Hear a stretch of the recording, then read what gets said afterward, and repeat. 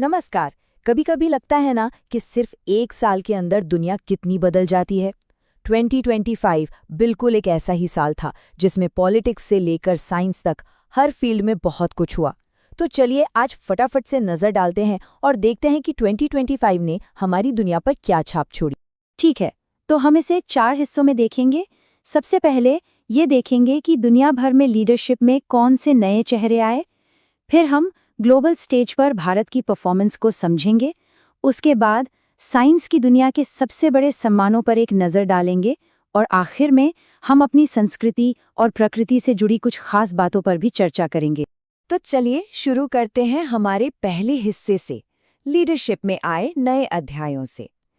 2025 में कुछ ऐसी अपॉइंटमेंट्स हुई जिन्होंने न सिर्फ संस्थानों को बल्कि आने वाले कल की दिशा को भी प्रभावित किया। शुरुआत करते हैं भारत की राजधानी दिल्ली से। यहाँ के एडमिनिस्ट्रेशन में एक बहुत बड़ा बदलाव देखने को मिला। तो सवाल ये है कि दिल्ली के नए चीफ सेक्रेटरी का ये अहम पद आखिर संभाला किसने? तो जी, इसका जवाब है राजीव वर्मा। 1989 बैच के एक बहुत ही अनुभवी आईएएस अधिकारी राजीव वर्मा ने विजय देव की जगह ली। देखिए, दिल्ली का चीफ सेक्रेटरी होना एक बहुत बड़ी जिम्मेदारी है, क्योंकि वो शहर के पूरे एडमिनिस्ट्रेटिव सिस्टम के हेड होते हैं। अब बात करते हैं उस ऑर्गेनाइजेशन की जो भारत के लाखों युवाओं में एकता और अनुशासन की भावना जगाती है। जी हाँ, नेशनल कैडेट कोर यानी एनसीसी। उसे भी 2025 में एक नया प्रमुख मिला। कौन थे वो? वो थे लेफ्टिनेंट जनरल वीरेंद्र वत्स। उन्होंने नेशनल कैडेट कोर के 35वें डायरेक्टर जनरल के तौर पर चार्ज संभाला, जो देश के युवाओं के भविष्य को आकार देने में एक बहुत ही अहम भूमिका है। अब एक ऐसे पल पर नजर डालते हैं जिसने वाकई में इतिहास रच दिया। 2025 में जापान को मिली अपनी पहली महिला प्रधानमंत्री साने तकाइची। ये सिर्फ जापान के लिए ही नहीं, बल्कि पूरी दुनिया की राजनीति में जेंडर इक्वालिटी के लिए एक बहुत बड़ा, एक ऐतिहासिक पल था। अच्छा, लीडरशिप की बातें तो हो गई। अब बढ़ते हैं अपने दूसरे सेक्शन की तरफ। यहाँ हम ये देखेंगे कि ग्लोबल स्टेज पर, चाहे वो इकोनॉमी हो या स्पोर्ट्स, भारत और दुनिया की बड़ी हस्तियों ने कैसा परफॉर्म किया। जरा स्क्रीन पर इस नंबर को देखिए, 128।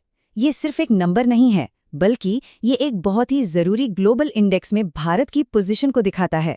क्या कोई अंदाजा लगा सकता है कि ये किस बारे में है?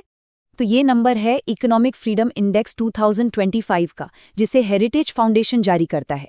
ये इंडेक्स ये मापता है कि किसी देश के लोग कितनी आसानी से अपना आर्थिक भविष्य कंट्रोल कर सकते हैं। 184 देशों में भारत को 128वां स्थान मिला, 53.9 के स्कोर के साथ।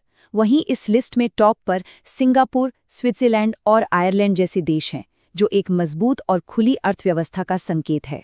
चलिए अब थोड़ा रुख करते हैं स्पोर्ट्स की दुनिया की तरफ। टेनिस की दुनिया के मौजूदा किंग स्पेन के कार्लोस अल्कराज ने एक और जबरदस्त परफॉर्मेंस देते हुए जापान ओपन 2025 का खिताब अपने नाम कर लिया। फाइनल में उन्होंने अमेरिकी खिलाड़ी टेलर फ्रिट्ज को एक बहुत ही रोमांचक मैच में हराया।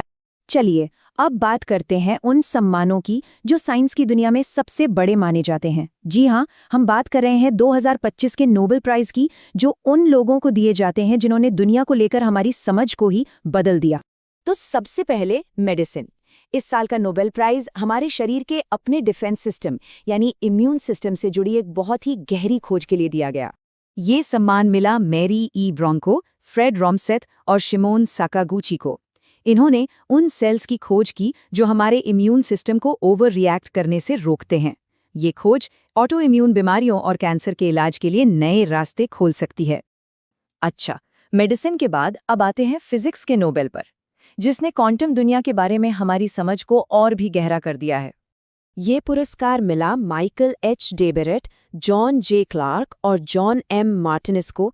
इनके काम ने ये समझने में मदद की है कि क्वांटम पार्टिकल्स दीवारों के आर पार कैसे टनल बनाकर निकल सकते हैं। ये खोज क्वांटम कंप्यूटिंग के विकास के लिए अविश्वसनीय रूप से महत्वपूर्ण है, जो भविष्य में टेक्नोलॉजी में क्रांति ला सकती है।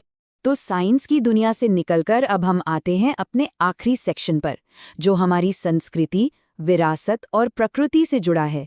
इसमें हम कल्चर, हेरिटेज और नेचर को बचाने की कोशिशों पर ध्यान देंगे। 2025 में उत्तर प्रदेश के 2 बहुत ही खास प्रोडक्ट्स को जीआई टैग मिला। जीआई टैग आप जानते ही होंगे, एक तरह की गारंटी होती है कि ये प्रोडक्ट एक खास जगह से है और इसकी अपनी एक अलग क्वालिटी है। तो ये प्रोडक्ट्स थे मथुरा की मशहूर जरी पोशाक जिस पर सोने की बारीक कढ़ाई होती है, और मेरठ का पारंपरिक बिगुल जो संगीत की एक पुरानी विरासत का प्रतीक। 30 सितंबर को दुनिया भर में इंटरनेशनल ट्रांसलेशन डे मनाया गया। ये दिन उन अनसंग हीरोज यानी ट्रांसलेटर्स को समर्पित है जो भाषाओं और संस्कृतियों के बीच एक पुल का काम करते हैं। 2025 की थीम थी translation shaping a future you can trust, मतलब अनुवाद एक भरोसेमंद भविष्य को आकार देना, जो कम्युनिकेशन में उनके जरूरी रोल को दिखाता है। भारत में 2 से 8 अक्टूबर तक 71वां वाइल्ड लाइफ वीक मनाया गया।